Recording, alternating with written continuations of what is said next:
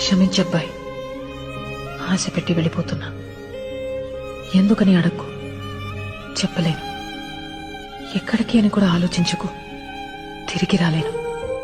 ఈ కొద్ది రోజుల మన పరిచయానికి ఏ పేరు పెట్టొద్దు. ఇదొక అందమైన అనుభవం అంతే.